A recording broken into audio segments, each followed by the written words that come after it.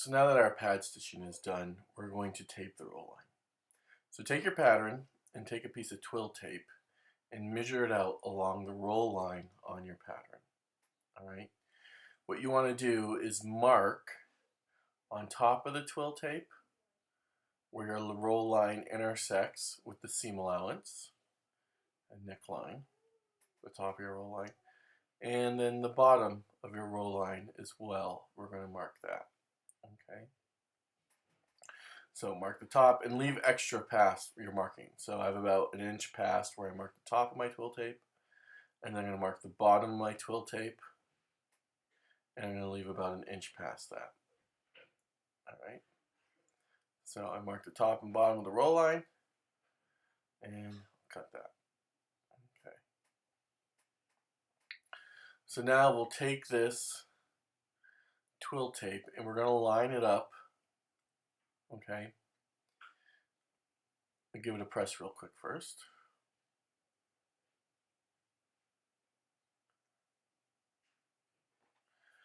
Okay, so this twill tape is going to line up on the line that's 1/8 of an inch away from your roll line that's towards the jacket side. Okay.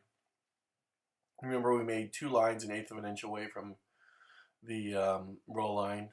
One of them was closer to the lapel, and we pad stitched that one. This one, the other one, is inside the jacket, and we're going to line up the edge of the roll of the twill tape right against that line. Okay. Now also make sure you have marked correctly your seam allowances, because where your roll line intersects with those seam allowances is the top and bottom. Okay.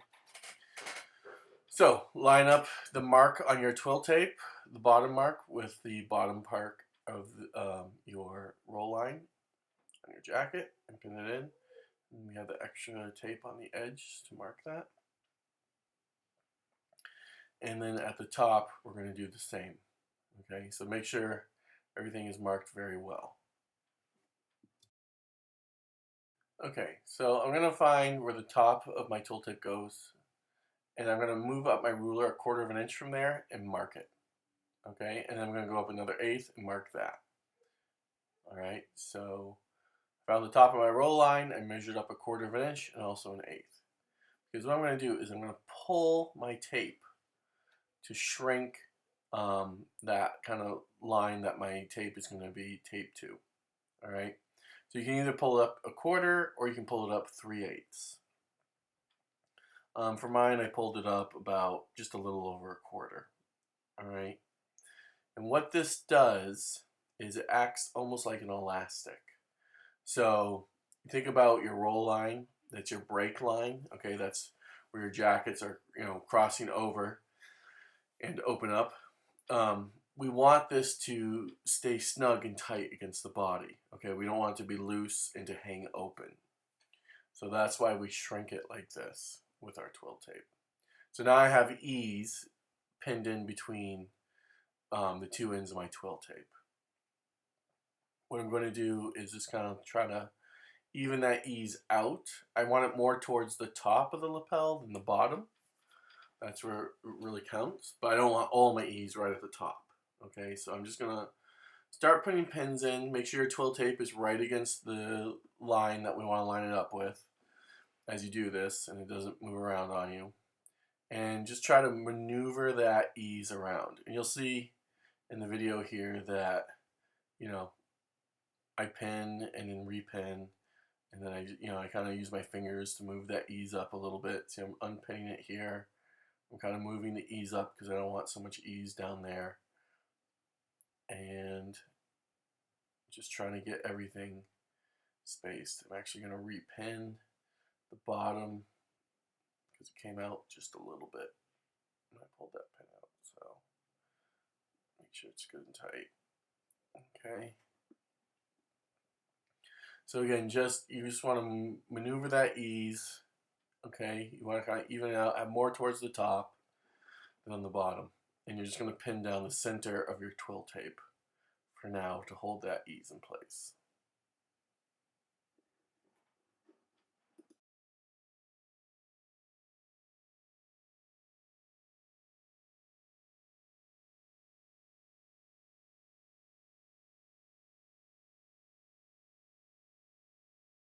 Okay, once you have your twill tape pinned and you have that ease pretty much spread out evenly um, through your tape and your roll line there, we're going to hand tack the twill tape down to through all layers of the garment.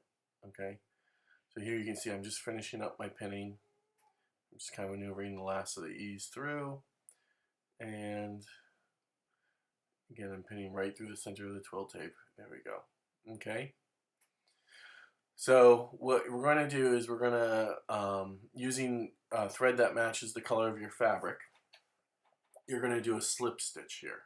All right, and just like we did with the pad stitching, we're going to go through all layers and we're going to catch just a few little strands of the wool. Okay, we don't want to see thread on the other side, just, you know, a little pucker here or there. So here I am, I'm starting to do the slip stitch. Okay, what I'm doing is I'm first just putting my needle through the twill tape, creating a loop, tying off, and just securing it in place. I'm not going through all layers yet. Okay. So once your thread is secure, you want to start doing the slip stitch. And we're going to slip stitch both sides of this twill tape. Okay. And you're going to catch, you know, you're going to do like 3/8 of an inch gaps in between the stitches. So what I'm doing is I'm going down, I'm going through all layers, I'm catching just a little bit of the wool like I did when I did my pad stitching.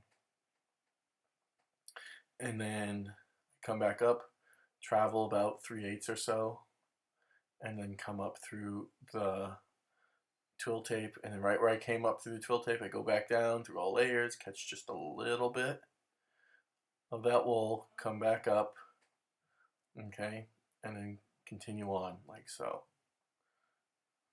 Right. And you're going to do this until you get to the bottom of your twill tape.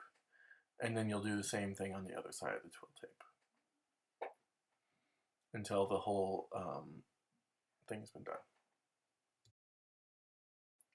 It's also important to remember to leave the pins in on your on the first row of slip stitching that you're doing, and then on your way back up, you can either still leave them in or you can take them out as you go. But you want to make sure that's good and secure before you take them out, because remember, they're holding in that ease that the twill tape is creating to create a better fitting jacket. Okay, so I'm just going to speed up the rest of this. I think everybody gets the idea of how this works, and I'll just cut some of it out and skip forward. And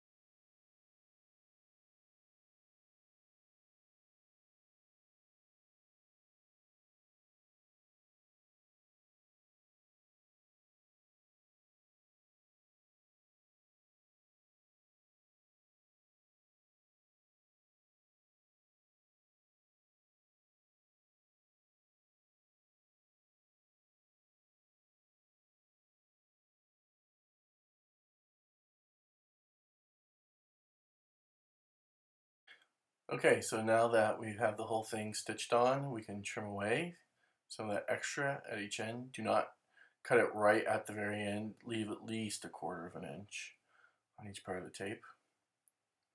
And then we're going to give that roll line a quick press. So again, just press that roll line nicely. Use kind of the tip of your iron. Don't press everything. And there we go. We now have taped our roll line. You can kind of see how this is going to look here. And the roll line is now taped.